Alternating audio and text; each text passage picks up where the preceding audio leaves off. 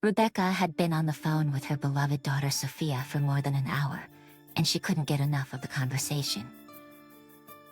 They had not seen each other for a month, as her daughter was busy with moving, renovating, and other household chores, and the topics had accumulated enough to discuss. Laughing, Sophia told her mother funny stories from her new family life, and Rebecca thought with a warm sadness about how much she missed her dear girl. Before, they were always close to each other, walking in the parks, going shopping together, watching old movies in the evenings, and talking a lot about the most intimate things. But then her daughter married Dennis, who was in the army, and the young couple moved to a distant border town. Since then, Rebecca had missed her daughter very much and often spent time reminiscing about their past days together. "Oh, Mummy, Dennis is coming," said her daughter, and Rebecca heard an incredible tenderness and warmth in her voice. "I need to feed my husband. Call me more often, okay? And don't forget your old mother," asked Rebecca sadly. "Oh, come on, you're not old at all," snorted Sophia and laughed. "You're a woman at your best age." Rebecca smiled and furtively glanced in the mirror.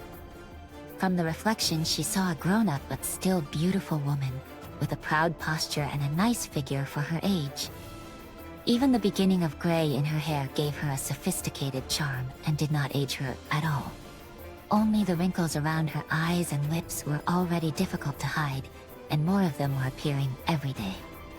"Well, if you say so, I believe you," replied the mother with a laugh. "Give my son-in-law my regards." She hung up the phone and, sighing heavily, sank back into pleasant memories. The unexpected ringing of the doorbell surprised Rebecca because she was not expecting anyone.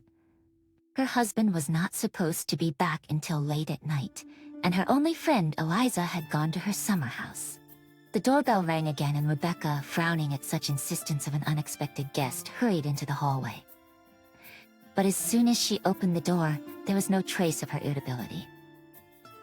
In front of her was a courier with a huge bouquet of flowers. "Hello, flowers for you from Caleb. Please sign," said the courier cheerfully.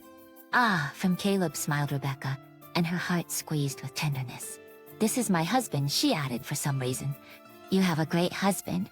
Rebecca blushed with embarrassment as she approved the guy holding out the form. The surprise was unexpected and pleasant, as Caleb rarely spoiled her with gifts without reason. The woman sighed, took the heavy bouquet, and immediately noted how beautiful it was. She put her face into the flowers, inhaling their fragrant smell.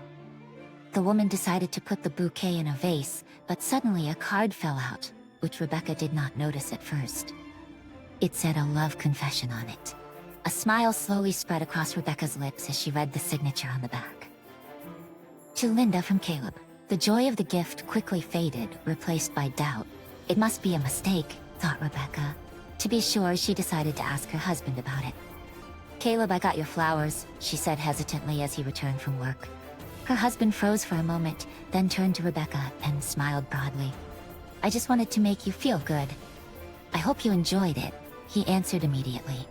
The woman nodded and, after thanking him for the bouquet, held out a note, glancing questioningly at him. Looking at the card, Caleb frowned, kept silent for a minute, and then nonchalantly suggested that it was probably a mistake made by the flower store manager who took the order. He looked up at his wife and saw her intense gaze, laughed, and told her not to get upset over such nonsense. Rebecca relaxed a little and thought that she most likely shouldn't have worried, as the address was correct and mistakes happen to everyone. "That's how families fall apart," laughed Caleb again, and after throwing the card into the trash can, he held Rebecca close to his chest. "From now on, I'll only bring bouquets in person." "Okay," Rebecca nodded and hugged herself even tighter to her husband. They had been married for more than 20 years, and in all that time, she had never stopped loving him. Calming down, Rebecca called her husband for dinner, and gradually she almost forgot about this silly situation. A week passed, and the couple, for the first time in a long time, decided to spend the weekend together. Caleb had almost no spare time because of his work, and he often came home when Rebecca was already asleep. So on Saturday, when Caleb suggested they go together to buy a present for their daughter's birthday, and then go to the movies and have dinner at a restaurant, Rebecca agreed with pleasure. On the way to the mall, Caleb stopped at a gas station, and Rebecca, feeling a little sleepy because of the early wake-up, asked her husband to buy her a takeout coffee. Caleb filled up the car, brought Rebecca the cherished cup with the invigorating liquid, but he forgot the lid for the cup. As soon as the car moved, some of the contents of the cup spilled out onto the seat. Rebecca groaned and grudgingly reached into the glove compartment, but instead of a packet of wet wipes, 2 theater tickets fell out. According to the date on the tickets, their owners watched the show yesterday in the best seats in the parterre of the most popular theater in the city. At that moment, Rebecca completely forgot why she had looked in the glove compartment and thought only of the fact that just yesterday Caleb came in late, saying that he had been in a business meeting. "Caleb, what is it?" asked Rebecca, looking intently at her husband.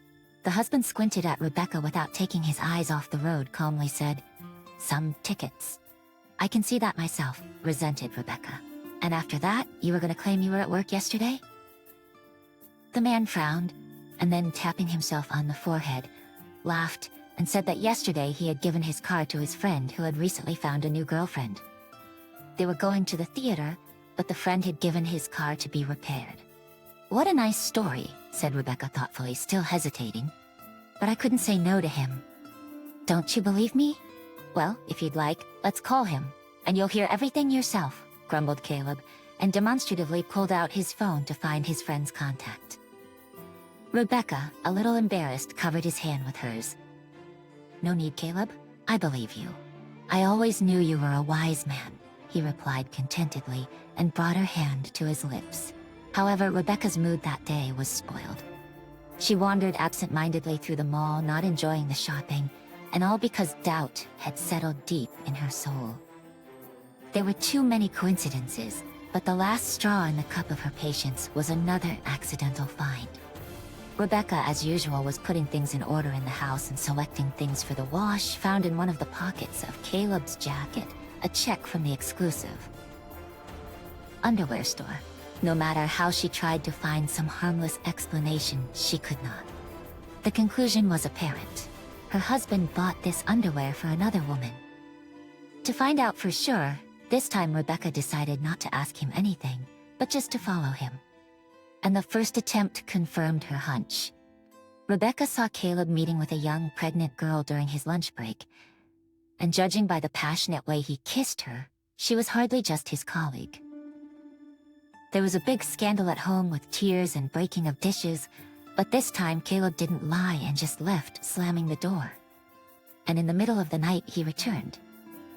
Rebecca jumped out of the bedroom and was horrified to see her drunk spouse barely on his feet and with his mistress. "Ah, Rebecca," said her husband with a slurred tongue, "this is my beloved Linda. We're gonna live here now. Do you understand?" "What? Caleb, are you crazy?" exclaimed Rebecca. "Immediately get out of here with that woman." "I have said all I wanted to say. We'll have a child and need more space." "You can pack your things and leave," shouted Caleb. "And this is for your cab ride," he added, throwing a $20 bill at her feet. Rebecca got angry and grabbed the mop, the first thing she could get her hands on, and pounced on the traitor. "No, you get out of here or I won't be responsible for my actions," she shouted and pounded on him like a madwoman, forcing him to leave immediately and taking the frightened mistress with him. After locking the door with 2 locks, Rebecca, breathing heavily, sank into a chair in the hallway. She had not slept all night, and in the morning her daughter called her. Hearing her mother's husky, cracked voice on the phone, Sophia was frightened out of her wits and asked what had happened. Rebecca, swallowing her tears, told her everything, with all the details. "Daughter, what am I gonna do now? We've lived our whole lives together," sobbed her mother into the phone. "Divorce," categorically declared Sophia. "You don't have to feel sorry for him or forgive him. You are a wonderful woman, and you don't deserve to be treated that way. Even though he's my father, I won't make excuses for him." They talked some more.